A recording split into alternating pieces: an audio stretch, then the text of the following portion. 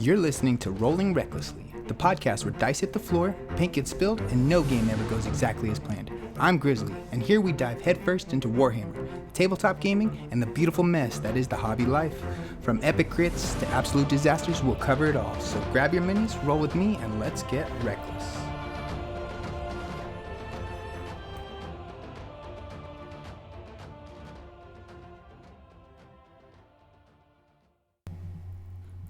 Welcome back to Rolling Recklessly, the podcast where we dive into the hobby lore and gameplay of Warhammer Age of Sigmar. I'm your host Robert, or Grizzly if you've been here for a while, and today we're getting tactical with one of the most important skills in 4th edition, control. This edition has completely changed how we think about winning the game. Gone are the days of bravery and battle shock deciding the fight. Now it's all about control scores, board presence, and smart positioning. Whether you're running an elite force or endless hordes, mastering objective control is what separates a close game from a commanding victory. We'll break down what control really means in Age of Sigmar, how different armies use it to their advantage, and some lessons players are learning as the new edition matures. Along the way, we'll look at how top players are approaching it through the 3 major events, the Season of War GT2, the Sydney GT, and LVO 12, to see how those tournaments lists reflect the new flow of the game. We've also got some big news from the Hellsmiths of Hashut, one of the most exciting new armies to hit the mortal realms this year. The full wave is dropping this week. Urkhan, the first of the Demon Smiths, the new Battle Tome, Demon Smiths, War Despots, Bull Centaurs, Infernal Cohorts, the Dominator Engine, Deathstreaker Rockets Battery, and Infernal Razors and Hobgods Vandals. I'm especially hyped for Urkhan. That model looks incredible. I actually picked up the Hellsmiths of Battle Force box last week, and I'm looking forward to getting it built just in time for these new releases. On the local front, we've got hobby updates, recent games, and more prep for our upcoming Spearhead League at J&J. So whether you're painting, driving, or just rolling dice in spirit, sit back and get ready, because today we're talking about how to command the battlefield itself. And this is episode 18, The Art of Control. Kicking things off this week, we're heading north into Canada for Season of War GT2. Hosted by the fantastic crew behind the Season of War YouTube channel, the event ran October 18th and 19th, bringing together 38 players for 5 rounds of hard-fought games. The top table showed just how much 4th edition has reshaped how people approach control and list building. In first place, we have Devin Cortman with his Soulblight Gravelords, running the Bacchanal of Blood subfaction. This list was dripping with theme and blood, focusing on vampires and mounted elites that can both hit hard and control the space. The list ran Prince Vordry, Radikar the Beast, Blood Knights, and a Vangorian Lord alongside Lukavai, the Mother of Nightmares. What's so striking here is how balanced the threat saturation is. Vordry brings devastating magic and charge power, while Radikar and his Night Guard anchor the center and refuse to die. Between multiple healing mechanics, mobility, and that signature Soulblight recursion, it's no surprise Devin managed to take a clean 5-0 finish. This list shows exactly why Soulblight are thriving in 4th edition. They dominate the board through momentum. Once they sink their claws in, they don't just win fights, they dictate where the fights happen. Add in Radikar's ability to buff and Vordry's speed and damage output, you've got a near-perfect blend of mobility and staying power. In second place, we've got Michael Rausch from the Burning River Boys, finishing 4-1 with the classic Fire Slayers list running Scales of Volcatrix. The army was built around the Magma Drop trifecta, a Rune Father, a Rune Son, and a Rune Smiter, all mounted and backed by reinforced Hearthguard Berserkers. What really stood out was his inclusion of the Skyport Profiteers Regiment of Renown, bringing in a Codewright and Grunstock Thunderers from the Caradron Overlord's range. It's a clever bit of tech that gives the Fire Slayers something they typically lack: ranged utility. Those Thunderers can clear chaff, threaten objectives, and soften up targets before the Magma Drops crash in. This was a great example of adapting to the new meta and utilizing a solid regiment of renown as a tool to make up for what you're lacking. Fire Slayers thrive when they can survive the first hit and counterpunch hard, and Michael's list does exactly that, all while adding a few sky-dwelling allies to help keep the pressure from a distance. A showing and proof that the Doran Firelords are far from extinct. Rounding out the top 3, we've got Michael Dodsworth of the Avatars of Anguish. Also going 4-1 with another Fyreslayers list, but this one's got a spicy twist. Pure Magmadroth spam, 4 mounted heroes across the army, backed by multiple Hearthguard Berserkers units with a Flame Strike pole axes that fiery damage punch. It's an aggressive list that doesn't overthink the mission. It gets in your face fast, burns the objectives, and dares you to deal with it. Between their natural resilience and the Magmadroth's movement and damage potential, this army is a blunt instrument that plays beautifully under the 4th edition's control mechanic. Honestly, I love this kind of list. It's thematic, it's brutal, and it clearly works. The fact that both 2nd and 3rd were Fyreslayers really says something about where the army sits in the current meta. They're not flashy, but if you know how to time your buffs and layer your threats, they're still a serious contender. So yeah, Season of War GT2 is all about presence. Soulblight and Fyreslayers both leaned into armies that can take a punch and keep scoring while doing it. The control mechanic of 4th edition really reward armies that can anchor themselves early, and this event proved it. Massive shout out to everyone who attended, and a huge props to Season of War for continuing to showcase high-level, clean gameplay on their channel. Next up, we're heading down on DAF for the Sydney GT 2025. Hosted by the legendary AOS coach and the crew from the Borderline Gaming. The event ran on October 4th and 5th, and brought in a massive 126 players across 5 rounds of Age of Sigmar. And much like Canada's Season of War GT, this event painted a very clear picture of where the meta is right now. Fast, aggressive, and centered on controlling the board through momentum and staying power. Taking first place, we have David Salava, leading the charge with another dominant showing for the Fyreslayers. Once again, proving that the Duardin are red hot in the 4th edition. Running scales of Volcatrix, this list revolved around speed, durability, and overwhelming pressure. Anchored by a lineup of Magmadroths that made the board feel like a volcano waiting to erupt.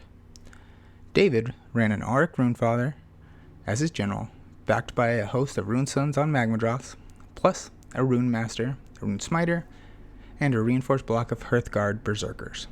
It's a tight, efficient list of maximizing buff stacking through Vulcan Prayers and Magmic Invocations, ensuring that those mounted heroes stay alive long enough to crush anything that they touch.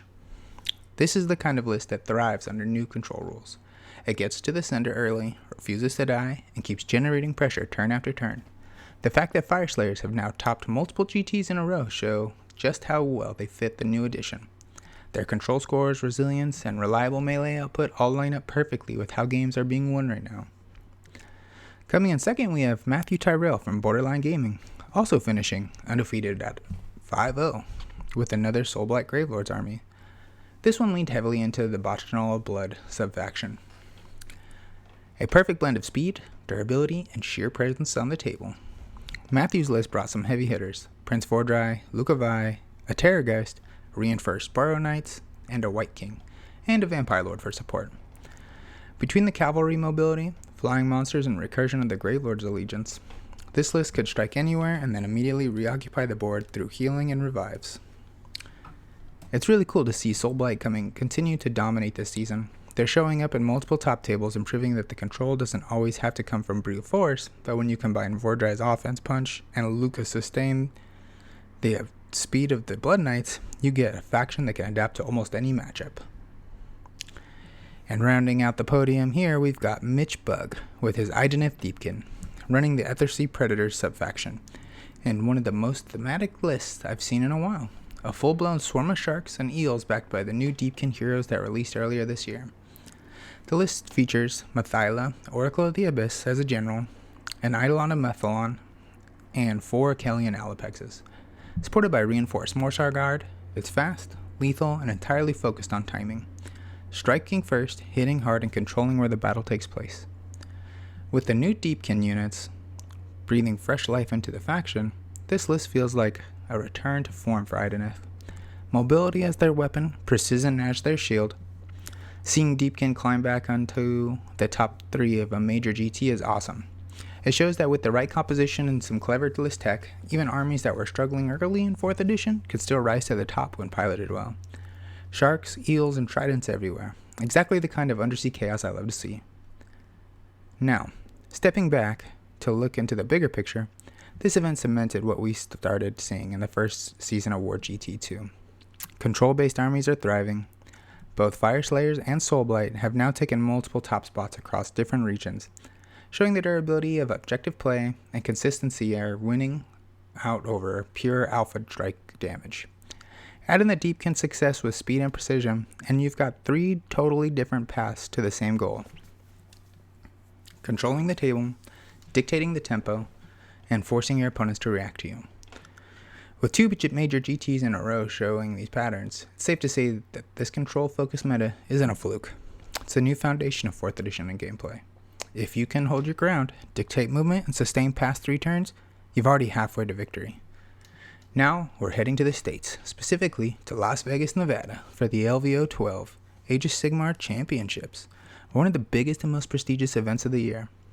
This one ran from October 3rd through the 5th and brought together 118 players for 5 rounds of competitive play. The top 3 at this event really show just how diverse and unpredictable 4th edition meta has become. Taking first place, we have with the incredible 8-0 record from Gavin Greiger. We've got the Swamp Dwellers themselves, Cruel Boys, and this is honestly one of the coolest stories out of the tournament seasons.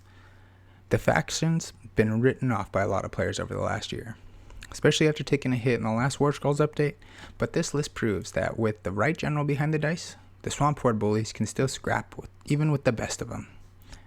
The list features a killer boss on Great Initiative as the general, leading a wall of reinforced gut rippers supported by a Marsh Crawler Slagoff, a Merc Knob with Belcha Banana, multiple units of Cruel Boys Monster Killers, and a reinforced Man-Skewer Bolt Boys squad for ranged pressure. There are also Swamp Collar Shaman with Pot Grot to keep the buffs and poisons flowing. The whole army is dripping with synergy, literally and figuratively, and it shows how potent Cruel Boys become when you lean into their movement and debuff mechanics instead of trying to brute force every engagement. The real strength of this list shows how it plays into the new control system. Lots of mid-sized units, great use of threat projection, and board denial through overlapping buffs. Every unit contributes, nothing is wasted, and it builds towards a cohesive plan. It also just awesome to see Cruel Boys get a big win at a major GT. They've been on the comeback trail, and this 8-0 finish really cements their spot as a sleeper faction to watch for moving forward. Coming in second, we've got Michael Sabetti running Sons of Bahamut under the Taker's Tribe banner, finishing 6-2 with what can only be described as a classic monster mash. This list has brought 3 Mega Gargants and none other than Kragnos the End of Empires. Leading the charge is the General. That's right, the big guy himself hit the tables again, and apparently he's still smashing just fine. Michael's list included a Gatebreaker and a War Stomper, backed up by the Hurtland Hogs Regiment of Renown, featuring a Tusk Bosk on a Maw Grunta and a Maw Grunta Gougers. This adds a surprising amount of mobility and punch to an already destructive list. The Sun's strength is in their simplicity. They score early, crush what they touch, and use sheer size and wounds to hold objectives no one else can contest. But the Hogs bring something new, speed and aggression to threaten weak flanks and chase down backfield objectives. Seeing Kragnos back in action always gets me hyped, and the fact that this list went 6-2 at LVO says a lot about how effective he still is as a centerpiece model. The Taker Tribe remains one of the most consistent builds for Suns, giving the balance of score potential and damage output that fits perfectly into 4th edition's control meta. Rounding out the podium in third, we've got Aaron Elias Newbaum with Iron Jaws, running the brand new Zogrot's Ironmonger's Army of Renown. And I love this list. It's pure orc brutality, but with that flavored of Forge-born enhancement and unique command abilities that make every unit feel like a personalized wrecking ball. The army was led by the Zogrot Anvil Smasher himself, backed by waves of Ardboys and Brutes, and key pieces like War Chanters, Weird Knob Shamans, and the Ardboys Big Boss. It's a heavy melee list that leans fully into attrition and raw aggression. The Brutes hit like trucks, and Ardboys anchor the line. The War Chanters keep the rhythm going turn after turn. Aaron's 6-1 run shows how strong the new Army of Renown can be. It brings that classic Ironjaw's energy, straightforward, smash mouth Warhammer, but with just enough extra utility from Zogrot's prayers and ability to make it stand out from the traditional Ironjaw's builds. Between their board presence and the raw power of reinforced brute units, this list is exactly what you want from an orc army. Loud, aggressive, and unforgiving. The LVL results really round out what we've been seeing all month. Between the Cruel Boys, Ironjaws, and even the Sons of Bahamut, destruction is back in a big way. Every one of these armies thrives on presence. They take the board, they force the issue, and they win by being impossible to ignore. What's cool is how different their approaches are. Cruel Boys chip you down and control the pace, Ironjaws smash you straight into the teeth, and Sons just flatten anything in their path.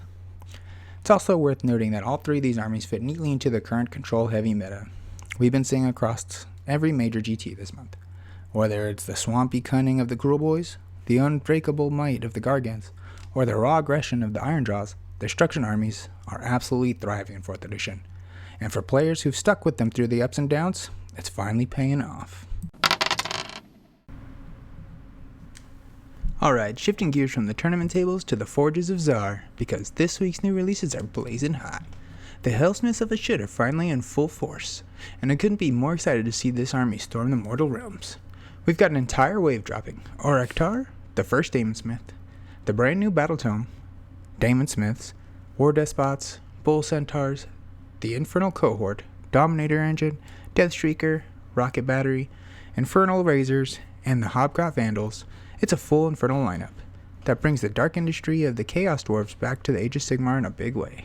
Oraktar, the first Daemon Smith, is a real showpiece here, a centerpiece model that captures everything that the army represents: twisted craftsmanship, demonic machinery, and that terrifying fusion of fire and metal that's pure Hashut energy. We recently picked up the Hellsmiths of Hashut Battle Force box, and the timing couldn't be better. This release adds the heroes, engines, and troops needed to turn that box into a complete, playable army. What excites me most is how distinct the faction feels compared to other Chaos Forces. You've got the industrial theme running through every sculpt: brass pipes, molten armor, demonic war machines that look like they belong in equal parts forge and battlefield. The Bull Centaurs are massive and imposing. The Infernal Razors have great and brutal utilitarian vibe, and the Dominator Engine is just screaming to be the centerpiece on the display board. On the tabletop, the Hellsmiths look like they're going to fill a really interesting niche. Part elite army, part artillery corps. Between their heavy ranged options and monstrous constructs, they seem tailor-made for new control style of play.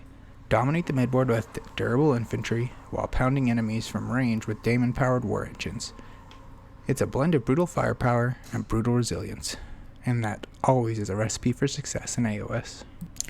Also dropping last week, on top of all the molten madness that we've got something for Chaos fans across the board, the new Slaves to Darkness commemorative model, Urkhan the Dark Warden.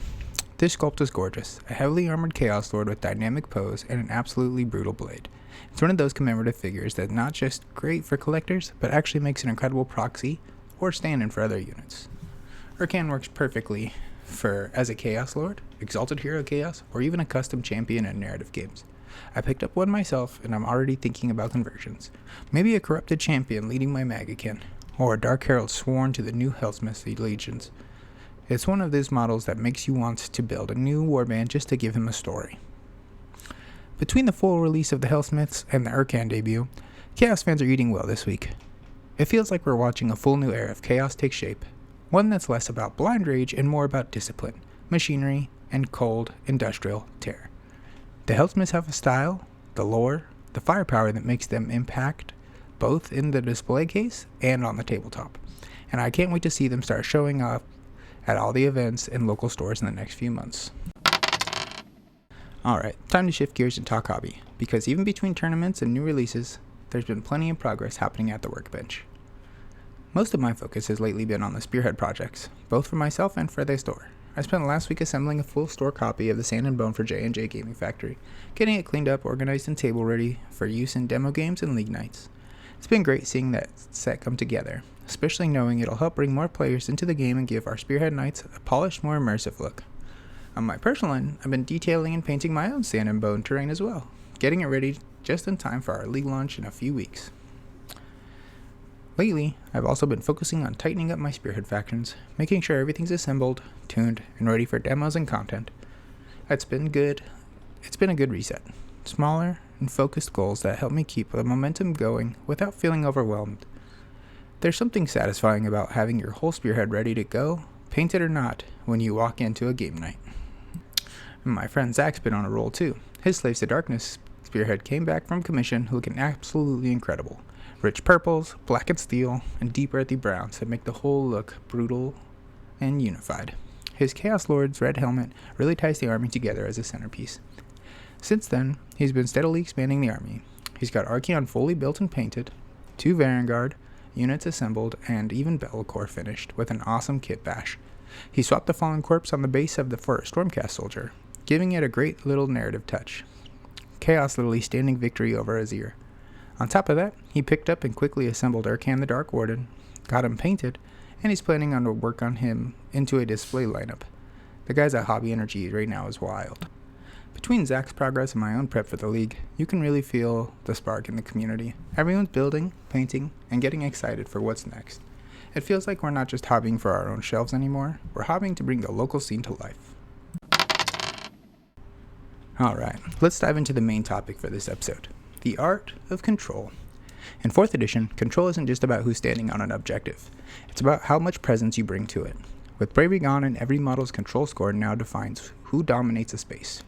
Mastering control means mastering positioning, staging, and timing. Positioning is thinking 2 turns ahead. Staging is using movement and sacrifice to open space or deny it. And timing, that's where great games are won. Knowing when to push, when to retreat, and when to trade a unit for the ground. Every faction expresses control differently. My Sylvaneth don't just hold objectives. They reshape the battlefield. Through teleportation networks and awakened wildwoods, they can threaten multiple areas at once and dictate where fights happen. That's not brute force control, that's positional dominance. You're not just reacting, you're forcing your opponent to play your game. Then you've got the Gloomspike Gitz, who turn control into chaos. They use speed, tunneling, and overwhelming numbers to flood objectives. Units like Squig Herds and Bounders race across the board, while rabble-rousers can erupt from the tunnels mid-battle to contest grounds your opponents thought was safe. Pair that with the Gobapalooza's buffs, and their charges land hard. Gitz don't win control by sitting still, they win by being everywhere at once. Armies like Slaves to Darkness and Megakin of Nurgle show the slower, heavier side of control. Slaves project power through durability and threat range. Chaos Knights, Vanguard, and Urkhan himself can plant themselves on the table and say, "Come move me." Their presence alone controls the board. Nurgle, meanwhile, wins through attrition. Their plague spread, their units heal, and the longer the game goes, the harder it becomes to remove them. Their control isn't explosive, it's inevitable. Then there's the Skaven, who represent both extremes of control, attrition and volatility. The humble clan rats are some of the best control units in the game. They get a solid control score for their cost, with the ability to return slain models or rally backup. They can reestablish dominance on an objective even after getting hammered. Add in buffs from Claw Lords or Warlock Engineers, suddenly these little rats can swing control zones in their favor against armies twice their cost. They don't need to win fights, they just need to keep surviving and swarming and scoring. But on the flip side, Skaven also command area denial through sheer threat protection. The Warp Lightning Cannon is a perfect example. You can delete elite units or heroes outright, forcing your opponent to play cautiously around its potential rather than its certainty. That's a form of control all its own. When your opponent's movement decisions are dictated by the possibilities of a cannon shot, you've already seized tempo. Whether it hits or misfires, it warps how your opponent positions. And that's control in its pure psychological form. And this season's General's Handbook, Scourge of Ghyran, adds an entirely new twist to the control game. The ability to make objectives obscuring changes how your players approach board dominance. When you can block line of sight to an objective, you can shield fragile scoring units from alpha strikes and long-range threats. It forces ranged armies like Stormcast, Cities, or Caradron to reposition, close the gap, or commit to risky charges. It's one of the smartest balancing tools that we've seen in a while, rewarding tactical foresight and rewarding armies that play the terrain just as much as the dice. So whether your control comes from teleportation, tunneling, grinding, recursion, or pure intimidation, remember, the best generals in 4th edition don't just react to their opponents, they shape the battlefield. They decide when or where the fights happen. The armies that win aren't the ones who hit the hardest, they're the ones who control the board when the dust settles. Control isn't about fighting every battle, it's about fighting the right ones. What's your favorite way to take control of a game? movement tricks, durability, or board pressure? Drop your thoughts in the comments or on Instagram at rolling_recklessly_podcast. I'd love to hear how you approach the new season. Alright, let's shift gears a bit and talk about what's been happening on the tables lately. Because while we can talk theory and tournament results all day, nothing beats seeing how those ideas actually play out in real life games, especially with friends. The last few weeks have been incredible with Spearhead games. And honestly, the energy at J&J Gaming Factory has been incredible. Mondays and Tuesdays are starting to feel like proper Warhammer nights. People showing up with painted armies other than just getting started, and everyone eager to throw dice. It's been the best kind of chaos. I've gotten a lot of games in myself. One of my favorites was a close one between my Sylvaneth and Zach's newly commissioned Slaves to Darkness Spearhead. His army looks fantastic, black and purple with a hint of red on the Chaos Lord's helmet. He had a classic heavy armored pressure coming right up the middle, but Sylvaneth managed to pull out a win by playing the long game, dancing around the objectives, teleporting, and controlling space. It was one of those games where every move mattered, and it really showed the difference between brawling and board control. Then, I ran my Snarl Pack Hunters against Zach's Slaves, and this one flipped the script. The Wolves came out swinging and dominated the board. The Gitz absolutely shredded across objectives. Taking full advantage of their speed and mobility, it ended 17-7 in my favor, and the pack earned every point. That match really highlighted just how nasty the Hunters can be when you use their movements to apply pressure instead of just trading blows. After that, we set up a third game, Megakin vs. Slaves to Darkness, and that one was shaping up to be a classic. Unfortunately, we didn't get to finish it, but the rounds we played, it was tight and competitive all the way through. His Chaos Knights really shined once they dropped in during turn 2. Nurgle's counterpunch and disease stacking kept things brutal. It felt like anyone's game right up until we called it. I also got in a few games with Jesse. We ran Nurgle's Bleak Host against the Skaven's Fast Claw Pack, and that one was a grind. His Skaven pulled it off in the end. His Warlock Engineer absolutely overperformed, while I tried to keep my Plague Bearers and Blight Kings from getting gunned down. The very next game, though, I got some revenge. My Sylvaneth went up against his Warp Spark Claw Pack, and this time, the tree stuck back. Turn 1, my Tree Lord blew up his lightning cannon, and the Kurnoth Hunters just ran wild from there. He held on strong with Clan Rats on objectives, though. Those things are deceptively tough to clear. They really show why Skaven are so strong in the current control meta. What I love most about these games, though, is seeing how much everyone's improving. The strategies are sharper, the lists are cleaner, and everyone's starting to build their own style. You can tell we're getting ready for the upcoming Spearhead League at J&J Paint Nights on Tuesdays, and the excitement's building. I'm really looking forward to making Tuesday nights our official Warhammer Day. Painting, playing, and maybe even running some narrative missions once the league gets going. If you're local and you want to stop by, and haven't yet, come check us out. Whether you're new, curious, or a veteran looking for a game, the J&J community's been incredible. Tons of friendly faces, good games, and a lot of laughter. It's a perfect time to jump in. And I'll throw it to you guys.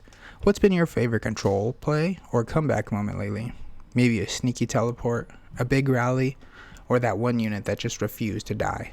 Let me know on Instagram or drop it on Discord. I love hearing from your guys' game stories. Alright, before we wrap up today's episode, let's talk about what's coming next. Next time on Rolling Recklessly, we'll be diving back into the lore with Broken Realms, The Shattered Aftermath, Part 2.